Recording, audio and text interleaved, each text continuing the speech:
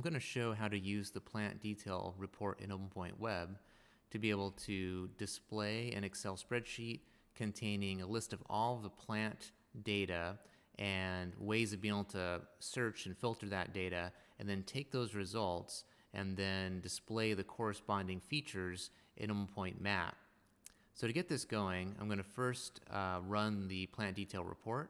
So I already was in the reports module. I looked under plant detail, and I'm going to go ahead and start this.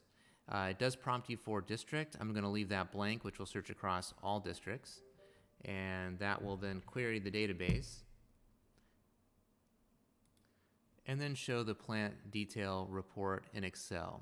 That might take a little while to run. It's a pretty big report. So the plant detail report is going to show all the construction units that are considered plant records in the system map. And so you can see various fields of information that we have here. You should be familiar with most of these. But what the key thing here is that now that you've got this in Excel, it's in a table format. So I can do things like filter the data down by various different types of criteria. So in this example, I'm going to pick a few construction units, and I'm going to also pick a few installation years. But really anything you see here that has a drop-down value, you can search on. So let's go ahead and pick selection of construction unit.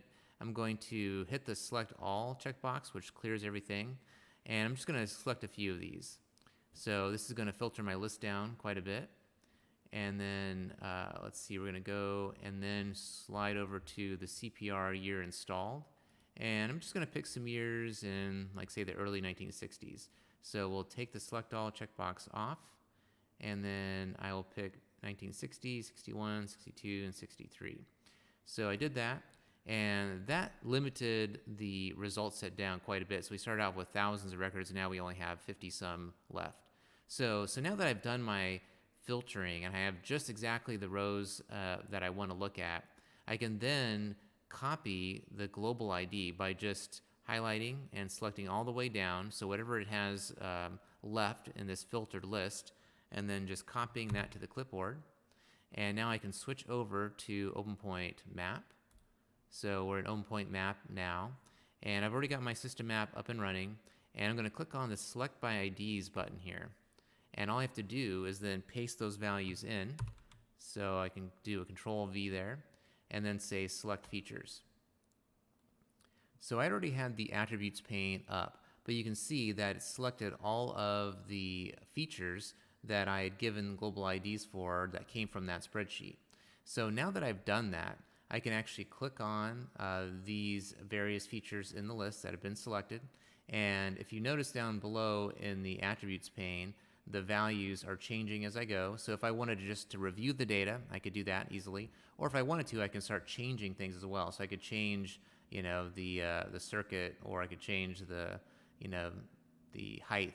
Those kind of values can all be modified. And I can do that individually, or if you click on a feature here and then you hold the shift key down and you click again, then you can do a bulk update. So if I wanted to update all of these highlighted ones at the same time, I can do that. So for material, if I wanted to change that all to steel, I could do that. Same with any of the other fields that are listed here. Those are all changeable in bulk.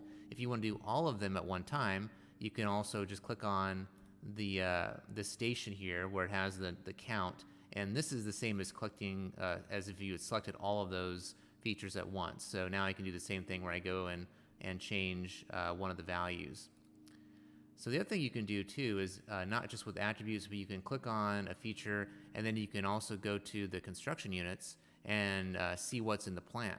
So I can see, for example, on this first feature that it has one of the construction units that I had selected in the query before from Excel. And as I go down, I can see that those are also in the list somewhere. And so once you have gone through the list, you can decide if you want to make any kind of changes as far as any of the construction unit values can be modified here. I could also delete a construction unit. I could add a new construction unit to plant. Whatever you want to do, it's just like any other selected feature. The key is really how did you get there, and using Excel to be able to perform that search. And so same goes with assets. These are polls. I don't have any assets for those, but I can go and click on the values and see any asset data that's associated to it. And really the kind of the sky's the limit as far as the kind of querying that you can do. It's really whatever you can think of to filter from within Excel. You can take those results and just simply copy the global ID values and paste them in using the Select by IDs feature, and then you've got your list, and you can go from there.